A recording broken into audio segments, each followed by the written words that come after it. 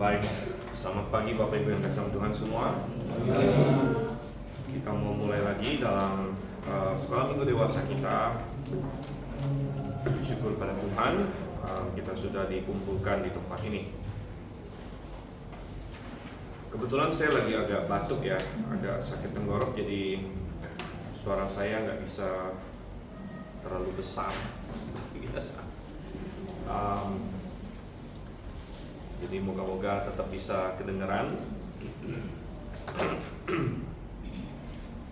dan moga-moga saya nggak akan terlalu banyak batuk nanti. Oke, hari ini kita memiliki materi baru di dalam lembar yang bisa diambil di belakang. Kita bisa belajar tentang dua raja dalam satu materi ini, karena memang informasi tentang mereka tidak terlalu banyak di dalam Alkitab. Dan sebelumnya kita buka dulu di dalam dua raja-raja pasalnya yang ke-13. Dua raja-raja pasal 13. Ada dua raja yang akan kita pelajari, yaitu Yoahas kemudian Yoas. Jadi ada Yoahas dan Yoas. Oke, sebelumnya kita akan baca terlebih dahulu. Saya akan bacakan teksnya dari ayat 1. Demikian. Pada tahun ke-23 pemerintahan Yoas bin Ahazia, Raja Yehuda, Yoahas anak Yehu menjadi raja atas Israel di Samaria, yang memerintah selama 17 tahun. Ia melakukan apa yang jahat di mata Tuhan dan hidup mengikuti dosa Yerobeam bin Nebat yang mengakibatkan orang Israel berbuat dosa pula. Ia tidak berpaling dari hal itu. Murka Tuhan pun menyala-nyala terhadap Israel, dan ia menyerahkan mereka ke dalam tangan Hazael, Raja Aram, dan ke dalam tangan Ben-Hadad, anak Hazael, selama bertahun-tahun. Namun Yoahas memohon belas kasihan Tuhan, dan Tuhan mendengarkan dia, sebab ia telah melihat penindasan terhadap Israel yang dilakukan oleh Raja Aram atas mereka. Tuhan memberikan kepada Israel seorang penyelamat, sehingga mereka lepas dari tangan orang Aram. Orang Israel lalu dapat tinggal di kemah-kemah mereka seperti dahulu. Hanya saja mereka tidak berpaling dari dosa-dosa keluarga Yerobeam yang mengakibatkan orang Israel berbuat dosa pula, melainkan terus hidup dalam dosa itu. Patung Asyera juga masih berdiri di Samaria. Sebab tidak tersisa lagi tentara pada Yoahas selain 50 tentara berkuda, 10 kereta, dan 10.000 tentara berjalan kaki, karena Raja Aram telah membinasakan mereka dan menginjak-injak mereka seperti abu pengirikan. Selebihnya dari riwayat Yoahas dan segala yang dilakukannya dan kepahlawanannya, bukankah semuanya itu tertulis dalam kitab sejarah raja-raja Israel? Yoahas mendapat perhentian bersama nenek moyangnya dan dikuburkan di Samaria. Lalu Yoas anaknya menjadi raja menggantikan dia. Oke. Masuk ke Raja Yoas ya, ayat yang ke-10.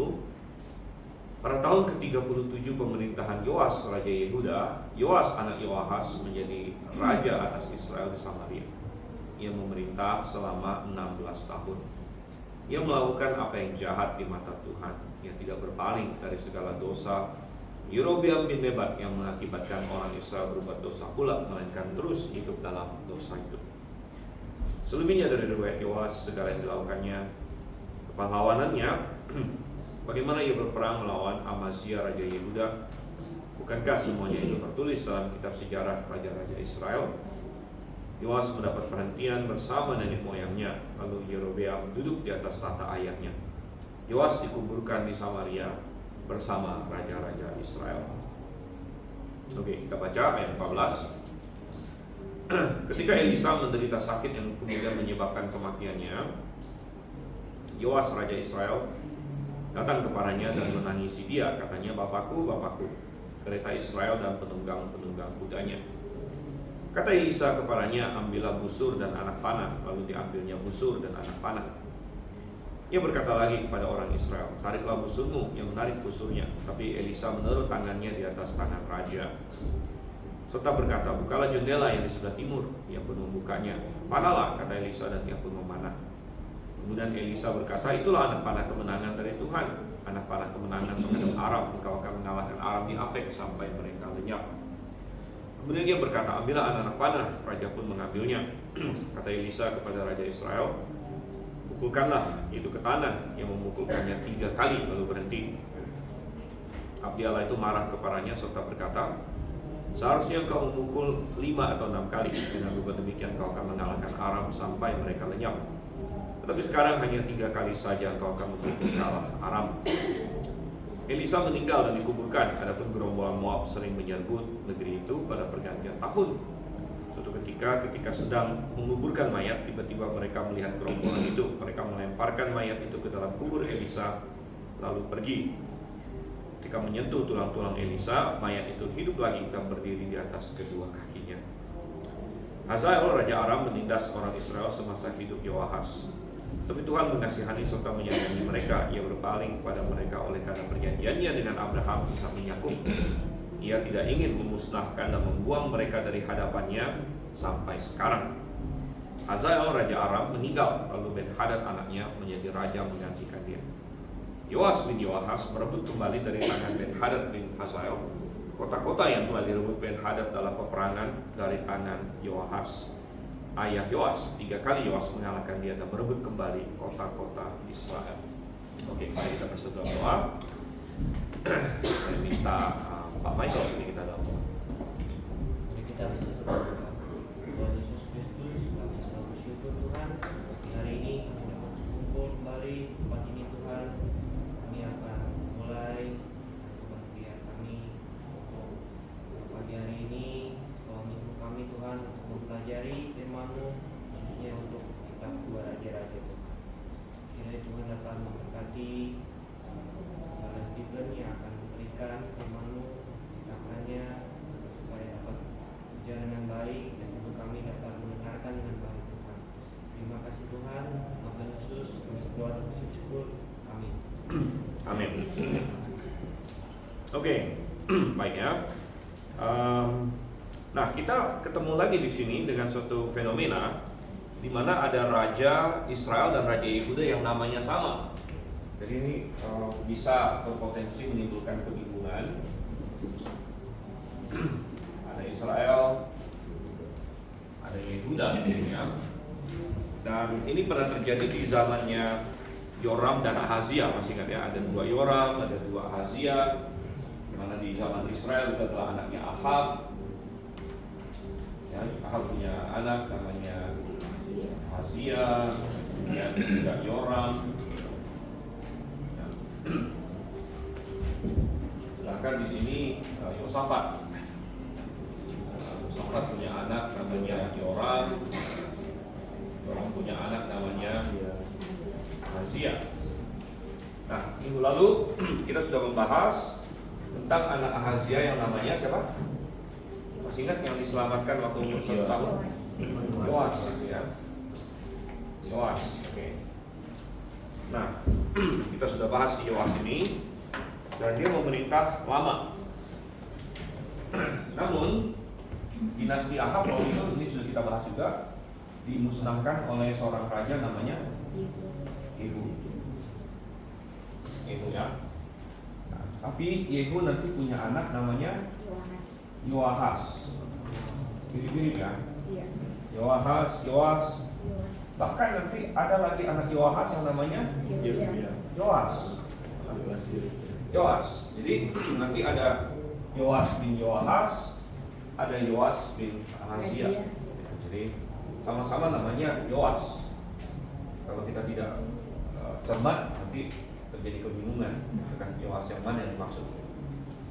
Tapi kita diingatkan kembali akan semua rangkaian cerita ini.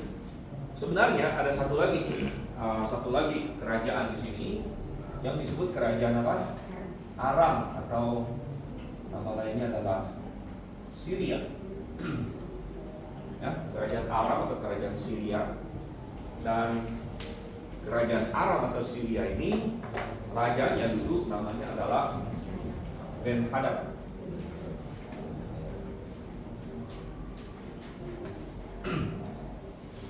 Ben-Hadad ya. Dan rupanya Ben Hadad ini bukan hanya nama pribadi, tapi sudah menjadi semacam kayak titel juga. Seperti di Mesir orang bilang Firaun, ya. Nah, jadi banyak sekali, ya kayak sudah semacam gelar juga. Nah, sehingga Ben Hadad ini ada banyak rupanya. Ben Hadad keberapa ya. Dan di dalam Alkitab sering kita ketemu pokoknya namanya Ben Hadad aja. Sama seperti di Alkitab yang Raja Mesir boleh sebutnya Firaun. Jadi ada Ben Hadad di sini. Tapi kita masih ingat nggak ceritanya? Nah, kita nggak bahas memang di sekolah minggu dewasa, tapi kalau Anda baca 2 Raja-Raja dan Anda ikuti seri Mutiara Kebenaran, pernah ada satu Ben Hadad yang dibunuh oleh anak buahnya, namanya siapa masih? Namanya Hazael.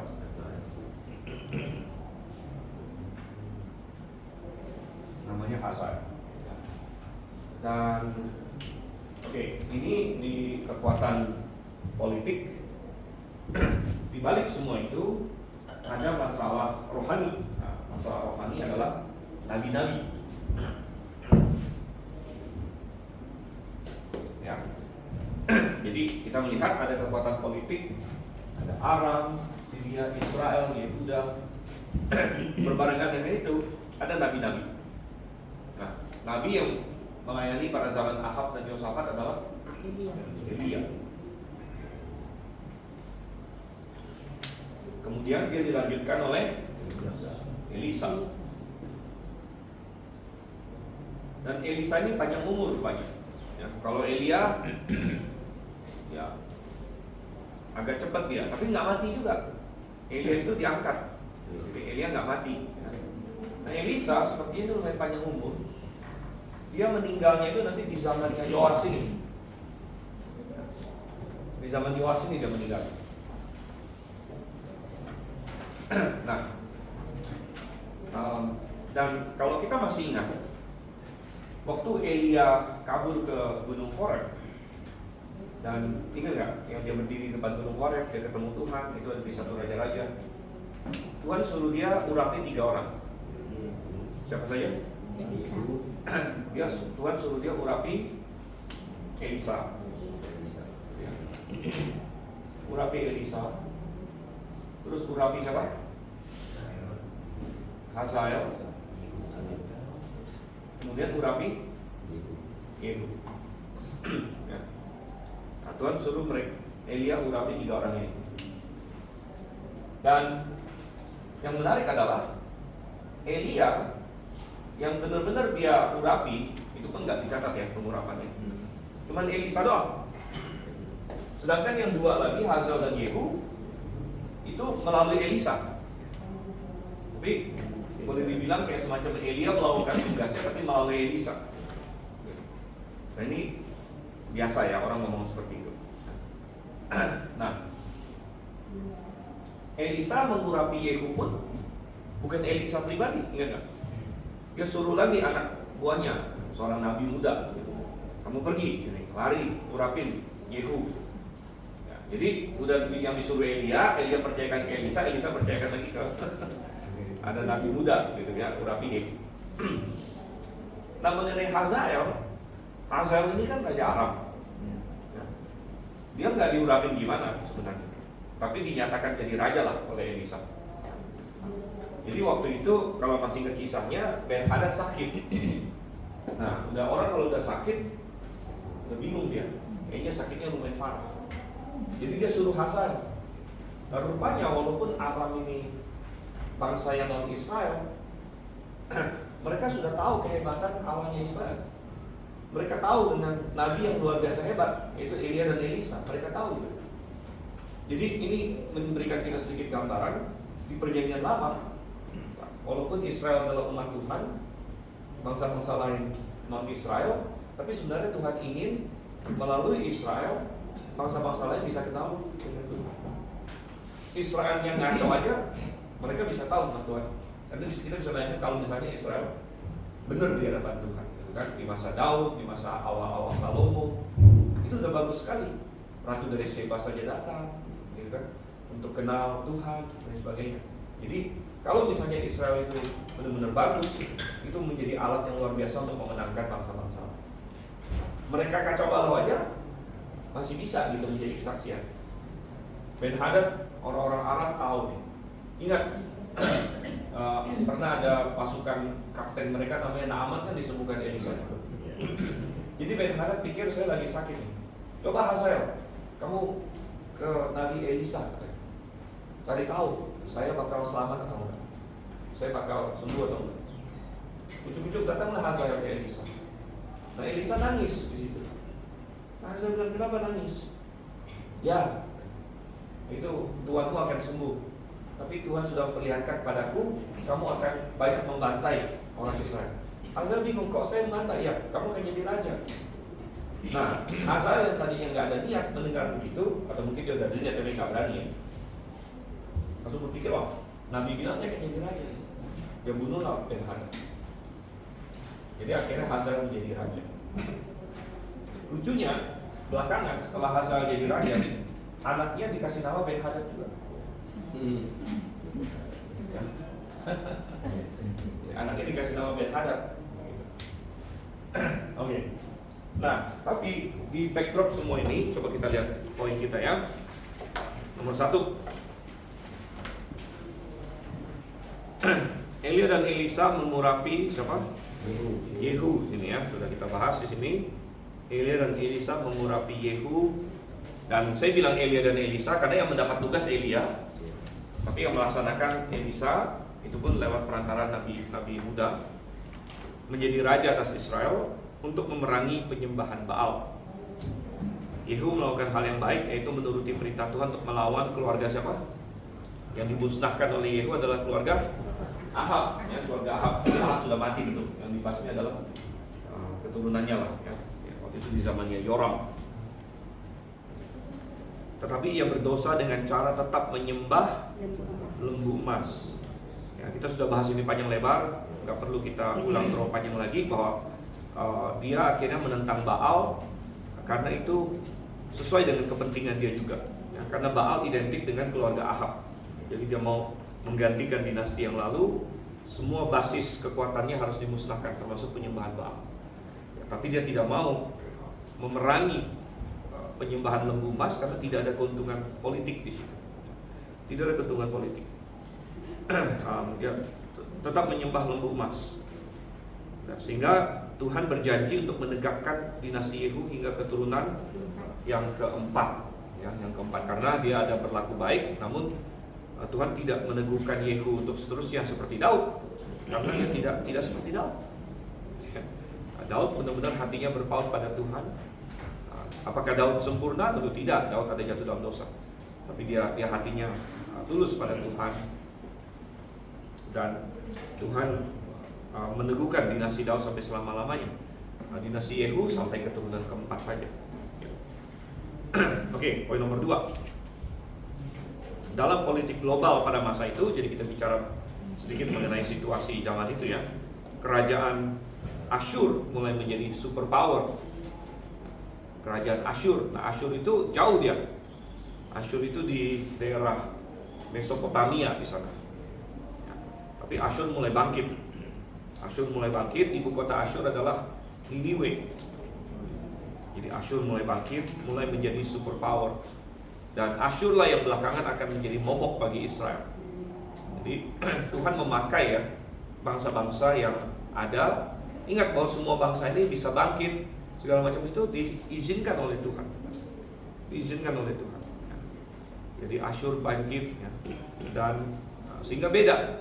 Kalau di zaman kita bisa melihat ya, musuh yang menghadapi Israel dari masa ke masa itu beda-beda. Tuhan memakai bangsa yang berbeda-beda. Ingat nggak di zaman hakim-hakim? Zaman hakim-hakim awal-awal musuhnya siapa? Belum, Filistin pun agak belakangan, hakim-hakim belakangan. Yang awal-awal itu ya Midian, Kanaan, Moab, Amon dan sebagainya. Lalu masuk ke hakim-hakim belakangan, mulai Filistin waktu itu. Mulai dari zamannya Samson, Samuel, ya Saul itu musuh bebuyutannya Filistin. Akhirnya Filistin keok di bawah Daud. Nah, oke, mungkin merasa aman kan? Wah, aman nih Filistin musuh kita udah. Tapi kalau kamu berpaling dari Tuhan, Tuhan akan bangkitkan lagi musuh yang lain. Akhirnya orang Israel kan menyimpang dari Tuhan. Akhirnya Tuhan bangkitkan siapa? Aram ini. Aram jadi momok bagi mereka. Dan sambil Aram masih bikin kacau, Tuhan sebenarnya sudah dipersiapkan satu lagi, yaitu Asyur. Masih jauh di sana ya. Oke, jadi dalam isian kita Asyur mulai menjadi superpower. Tapi jauh ya sama Israel. Jauh, Asyur. lumayan jauh. Kenapa bisa nyerang ya? Karena akhirnya dia jadi superpower, yang deket-deket udah dicaplok semua. Akhirnya dia ngelirik yang jauh juga gitu. Ya Mongol ya. Ya. Jadi namun secara regional kerajaan Syria atau Aram menjadi kuat di bawah kepemimpinan Hazael, ya, di bawah kepemimpinan Hazael ini. Nah, jadi secara regional Aram yang kuat, tapi secara lebih global Asyur yang paling kuat waktu itu. Ketika Asyur belum mengurusi daerah Kanaan, Aram bertindak sekehendaknya. Jadi Asyur pada zaman itu masih sibuk ngurusin yang sekitar dia. Sekitar dia siapa? Babel. Jadi Asyur perang dengan Babel, Asyur perang dengan Media, kerajaan Media dan lain sebagainya. Jadi Asyur masih sibuk ya. Nah, nanti belakangan pada saat yang tepat Asyur akan mulai melirik daerah Israel. Oke. Lalu poin nomor 3, kita masuk ke Raja Yoahas yang tadi sudah kita baca. Nah, Yoahas ini anaknya Yehu. Sesudah Yehu mati, dia naik tahta. Poin nomor 3, Yoahas dikatakan mengikuti jejak ayahnya Yehu, yaitu tetap jatuh pada dosa. Siapa yang paling pertama bikin lembu emas itu? Yerobeam bin Nebat. Nah, bin Nebat ini akan penting karena nanti kita akan tahu ternyata yang nama Yerobeam ada 2 ya, tapi kita belum sampai nanti. Yerobeam bin Nebat adalah raja pertama dari kerajaan Israel yang terpecah. Kerajaan Israel yang terpecah. Dan ia memerintah berapa? Tadi kita baca di pasal 13 ayat 1, 17 tahun. Jadi Yoahas memerintah 17 tahun. Nah, 17 tahun itu ya menengah lah, dibilang pendek sekali enggak, dibilang panjang sekali juga enggak. Biasanya raja yang panjang itu ya 30-an, 40-an, 50-an tahun. Kalau raja yang pendek ya seringkali di bawah 10 tahun. Yoahas di sini. Nah, karena mereka masih tetap menyembah lembu emas,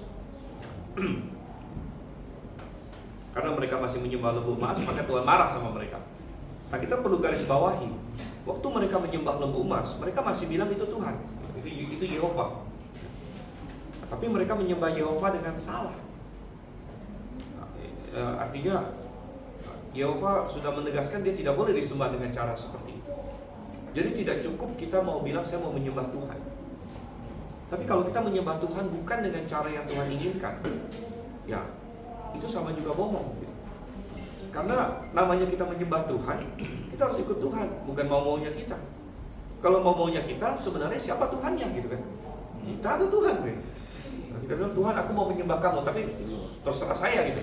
Berarti kamu yang mau jadi Tuhan kalau gitu. Nah, kita tidak boleh seperti itu. Nah, kadang-kadang ada banyak orang hari ini berkata begini, yang penting kan saya tulus sama Tuhan. Tulus itu bagus. Tapi kalau kamu tulus, tapi salah, tidak mau ikut caranya Tuhan, ya gimana? Ya berarti kamu tidak menghormati perintah Tuhan sebenarnya. Nah, oleh karena itu banyak orang ya hari ini gereja-gereja menyerukan nama Yesus dan sebagainya. Yesus sepertinya sangat tulus. Tapi Tuhan berkata apa? Barang siapa yang menyembah Bapa harus menyembah Bapa dalam roh dan kebenaran. Dalam roh dan kebenaran. Karena Bapa berkenan akan penyembah-penyembah yang demikian. Ya kalau kita mau menyembah Tuhan tapi bikin kacau, tidak sesuai dengan firman Tuhan, seperti yang banyak terjadi di fenomena-fenomena gereja karismatik hari ini, saya yakin banyak di antara mereka tulus sebenarnya. Artinya mereka benar-benar merasa mereka perlu giat untuk Tuhan, tapi mereka tidak melakukannya sesuai dengan yang Tuhan inginkan. Ya, itu bisa mirip-mirip dengan orang menyembah lembu emas tapi bilang, oh ini kita menyembah Tuhan. Jadi menyembah tapi dengan mau-maunya kita. Kita bikin aturan kita sendiri. Dan itu tidak berkenan di hadapan Tuhan. Dan karena Tuhan marah dengan apa yang mereka lakukan, poin nomor 4, Tuhan menyerahkan kerajaan Israel ke dalam tangan Aram. Jadi sesuai dengan yang dilihat oleh Elisa, Hazael benar-benar luar biasa. Dia mengalahkan Israel berkali-kali, dan merebut banyak kota, merebut banyak wilayah, mematikan banyak orang. Nah, dalam kesesakan, Yoahas berseru kepada Tuhan, dan Tuhan memberikan seorang, apa kata itu? Seorang penolong, katanya situ ya. Nah, penolong ini siapa? Kita tidak tahu. Pertolongannya dalam bentuk apa? Kita juga tidak tahu. Apakah penolongnya bentuknya seorang nabi? Apakah penolongnya bentuknya seorang panglima, seorang jagoan perang, gitu kan? Apakah penolongnya bentuknya apa? Kita tidak tahu. Nah, tapi Tuhan memberikan penolong. Akhirnya Hazael tidak bisa menghancurkan Israel total lah istilahnya. Dan poin nomor 5, hal ini menunjukkan bahwa Tuhan tidak menghukum umatnya dengan senang hati. Dan ini yang kadang-kadang kita salah kaprah, dan Tuhan sering mewanti-wanti, jangan pikir bahwa aku senang dengan kematian orang fasik.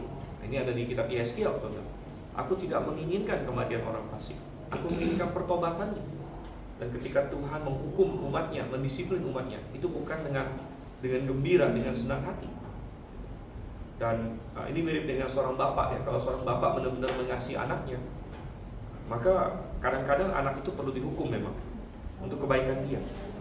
Kita perlu dikasih disiplin, perlu dikasih tahu bahwa ini salah, ini ada konsekuensi. Tapi kalau seorang bapak mengasihi anaknya, dia tidak dengan kayak seneng banget gitu dia mau hukum anaknya.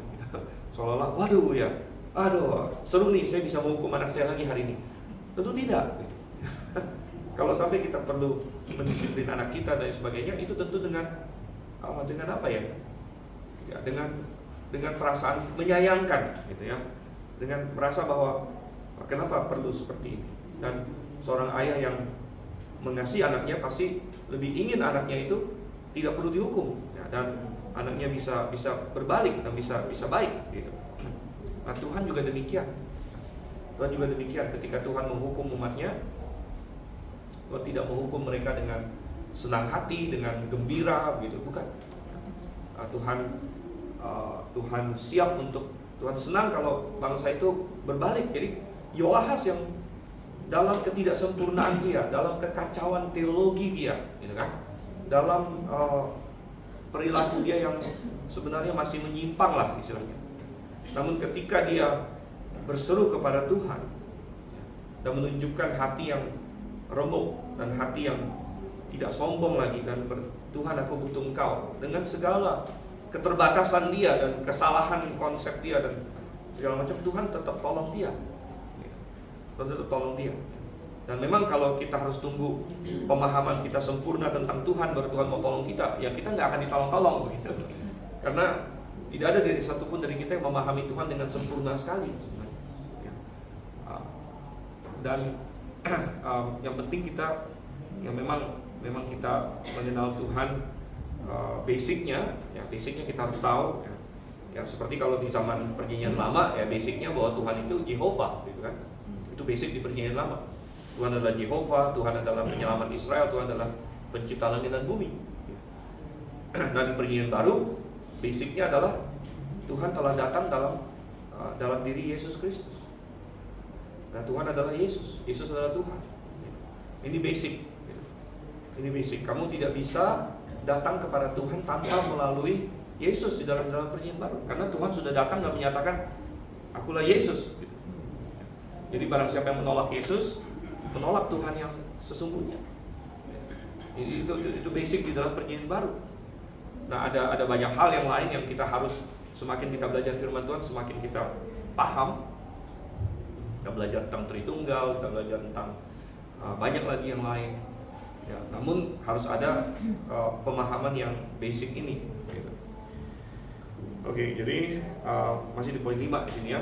Tuhan siap menolong umatnya jika mereka berbalik kepadanya. Nah, sayangnya tentu seruan Yoahas ini untuk minta tolong kepada Tuhan, kemudian Tuhan tolong mereka, tidak memimpin kepada pertobatan yang meluas. Tidak memimpin kepada pertobatan yang meluas, artinya Israel secara bangsa tidak benar-benar berbalik kepada Tuhan juga. Gitu. Nah, akhirnya Yoahas mati. Tidak banyak yang kita tahu tentang dia, sedikit saja. Dan ingat bahwa Alkitab ini firman Tuhan. Jadi ada banyak hal yang tidak diceritakan, yang ditulis ini hanya yang penting bagi kita. Makanya akhirnya ada kata-kata semua kepahlawanannya, semua perbuatan yang lain itu tercatat di tempat lain lah, gitu misalnya. Itu tidak penting untuk kita ketahui. Nah, akhirnya anaknya menjadi raja. Anaknya namanya Yoas, ya. Dan Yoas bin Yoahas mulai memerintah, sementara si Yoas bin Ahazia masih memerintah. Jadi untuk satu masa baik Israel maupun Yehuda sama-sama punya raja namanya Yoas, gitu ya. Jadi ini namanya mirip-mirip semua. Nah, kalau dalam cerdas-cerdas Alkitab ini membingungkan, gitu kan?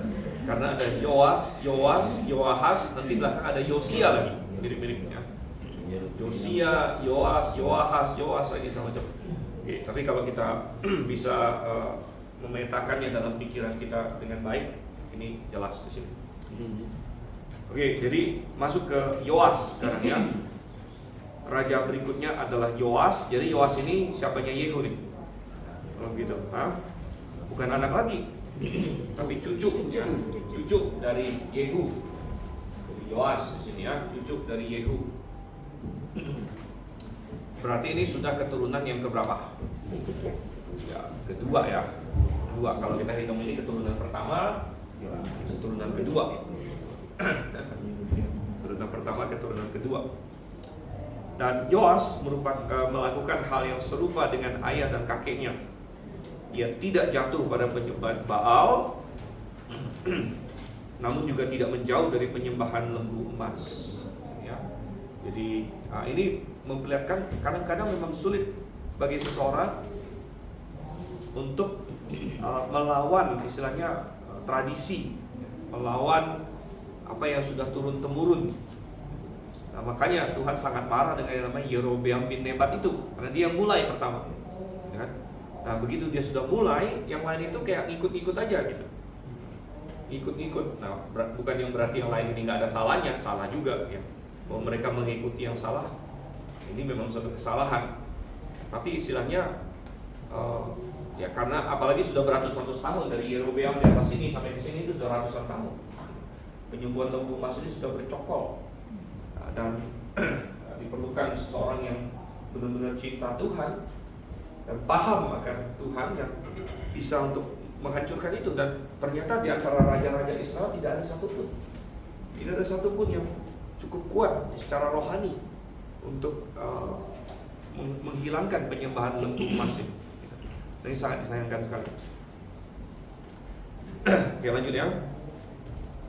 Ia secara superficial masih mengakui Yehova, ya, secara superficial masih mengakui Yehova, tetapi menyembah dia dengan cara yang sangat salah. Ini yang tadi kita bicarakan, bahwa mereka masih lip service, katanya mereka menyembah Yehova, menyembah Tuhan, ya, tapi melalui lembu emas ini. Ini suatu kesalahan yang sangat salah tentunya. Nah, tentang Raja Yoas ini juga sangat sedikit yang diceritakan kepada kita. Salah satu event atau peristiwa yang terjadi di poin nomor 7 pada masa Yoas inilah Nabi siapa? Elisa meninggal, ya. Nabi Elisa meninggal karena sakit, katanya. Meninggal karena sakit. Dan ini menarik karena gurunya Elia tidak meninggal, diangkat naik. Apakah itu berarti iman Elia lebih besar dari iman Elisa? Ya nggak harus juga sih. Artinya Tuhan punya program yang beda-beda untuk tiap-tiap orang, ya. Tiap-tiap hambanya beda-beda. Rasul-rasul semua beda. Misalnya Rasul Yakobus mati dipenggal oleh Herodes. Rasul Petrus waktu itu ditangkap pada hari yang sama, tapi Tuhan selamatkan melalui malaikat, gitu kan? Apakah berarti imannya Petrus lebih besar dari imannya Yakobus? Ya kita nggak bisa bilang begitu juga. Tuhan punya program yang beda untuk orang yang berbeda. Tuhan punya tujuan masing-masing. Ya, dan Tuhan berdaulat ya, untuk melakukan itu. Nah, Elisa meninggal karena sakit ya. Nah, hal ini memberitahu kita bahwa Tuhan mengizinkan sakit penyakit dalam hidup orang percaya juga. Nah, ada suatu keanehan hari ini, suatu kesesatan kalau saya bilang ya, kalau kita bicara mengenai tadi gerakan Pantekosta karismatik. Ada sebagian mereka mengajarkan orang Kristen itu tidak akan sakit ya. Orang Kristen tidak akan sakit karena mereka mengajarkan, katanya mereka kutip ayat tadi ya. Oleh bilur-bilurnya kamu sudah menjadi sembuh katanya. Oleh bilur-bilurnya kamu sembuh ya. Nah, sehingga mereka mengajarkan bahwa orang Kristen yang sudah ditebus oleh darah Yesus itu pasti sehat walafiat.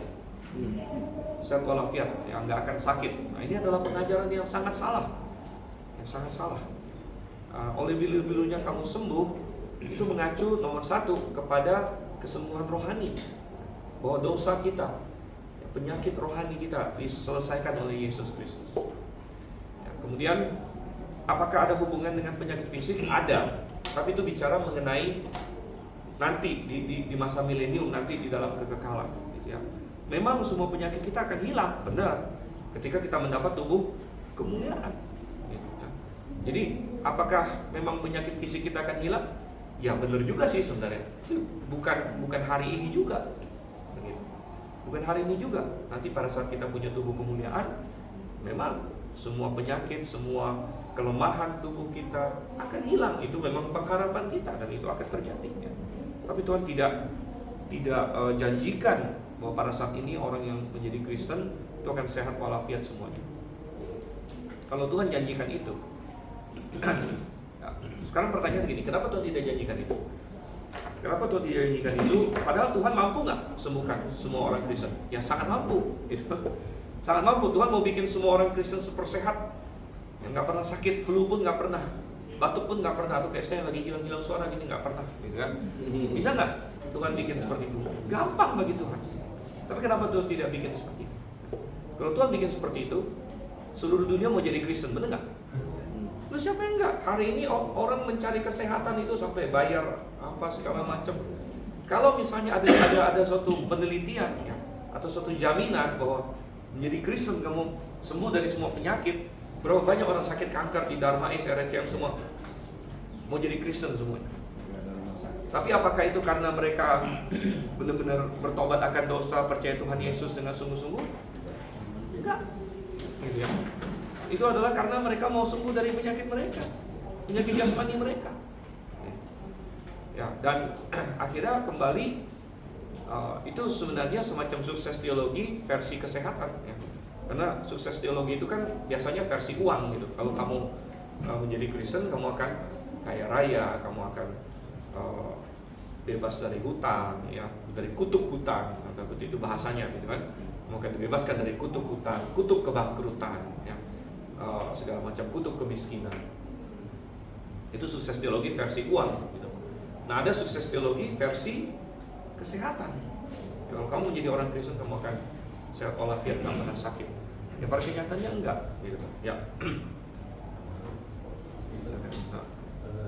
Dari cerita yang di ajaran kan Ya. Tuhan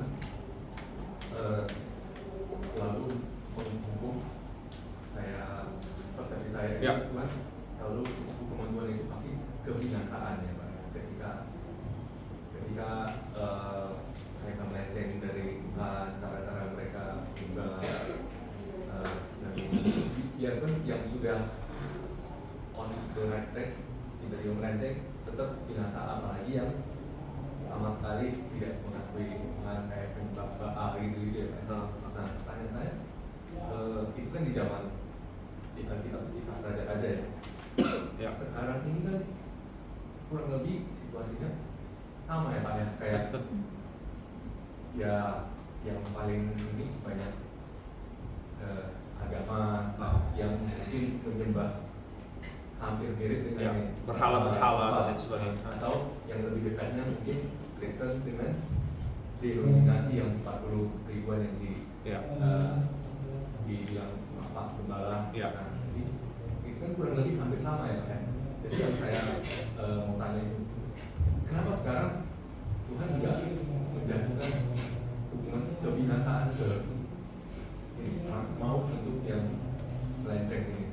kenapa Tuhan tidak hukum dengan maut yang melenceng ini, gitu ya, di zaman sekarang ini, gitu ya.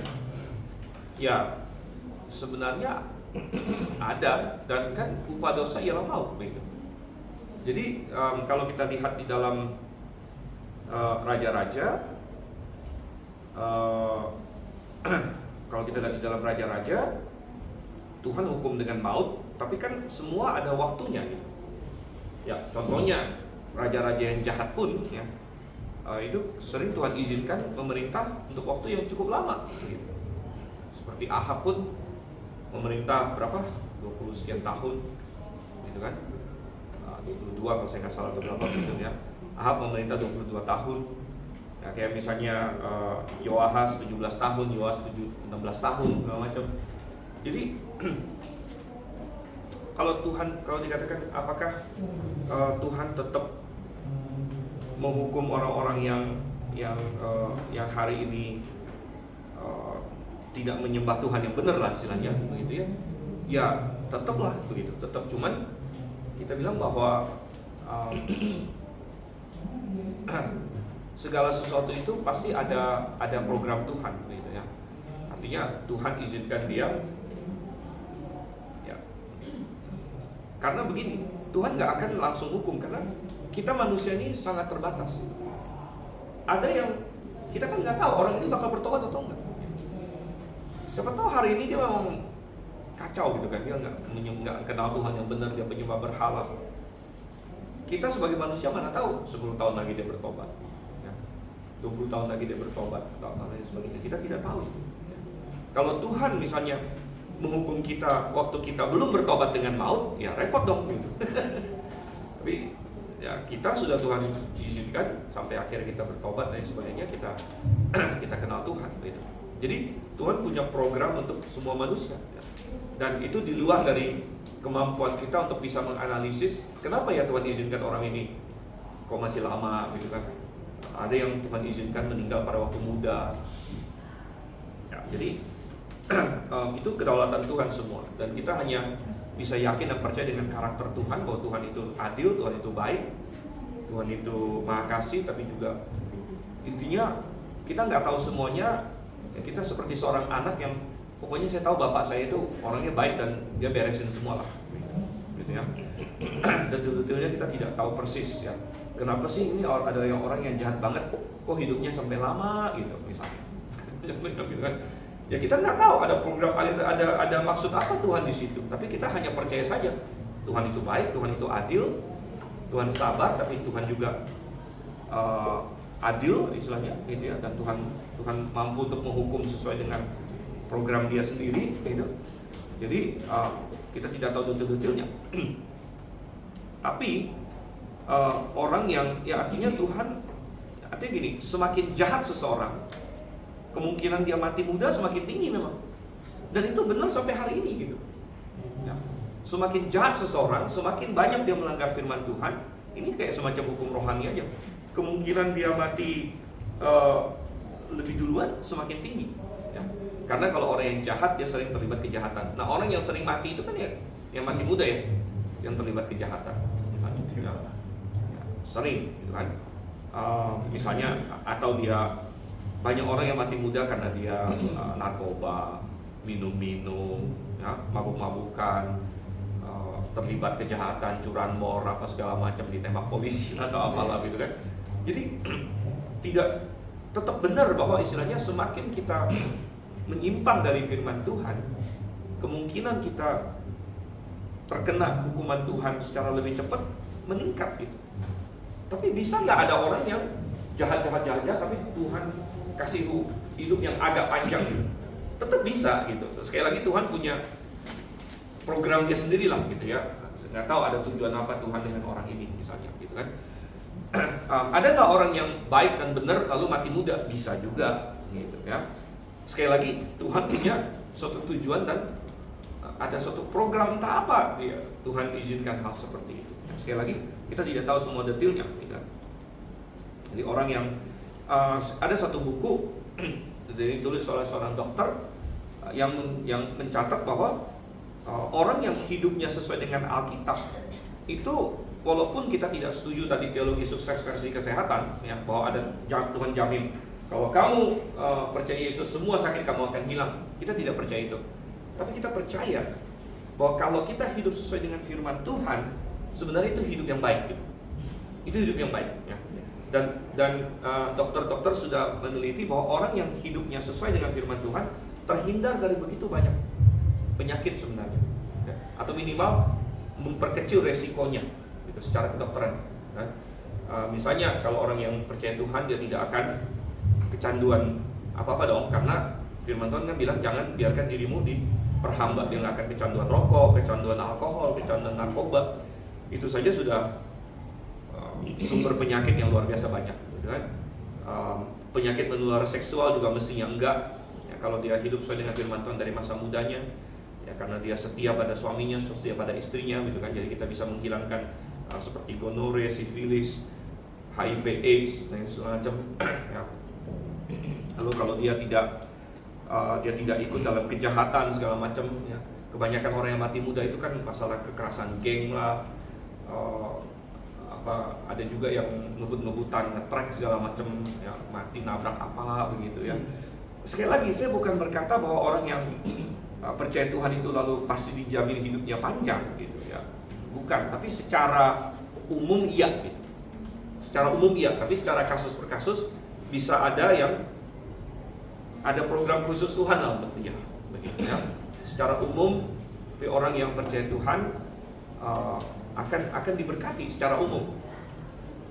Kira-kira begitu lah ya. Ini agak panjang. Oke. Ya, kita harus stop sampai di sini. Lanjutkan lagi di minggu yang akan datang. Mari kita berdoa terlebih dahulu. Minta Pak Ronald di dalam doa. Mari kita bersatu dalam doa. Bapa kami di surga, terima kasih Tuhan untuk kesempatan pada pagi hari ini. Kami telah mendengarkan pengajaran firman-Mu. Kiranya hal tersebut boleh menjadi berita dan tuntunan bagi kehidupan kami di kehidupan kami ini. Supaya kami lebih mengenal hati-Mu. Sebentar kami akan bergabung dengan saudara-saudara kami yang lainnya dalam kelompok-Mu. Tuhan kiranya sertai kami. Kami juga berdoa buat saudara-saudara kami yang terlibat dalam pelayanan, kiranya memberkati mereka. Juga buat yang nanti akan sharing firman Tuhan, kiranya Tuhan juga berkati. Dalam nama Tuhan Yesus Kristus kami berdoa dan bersyukur. Amin. Amin.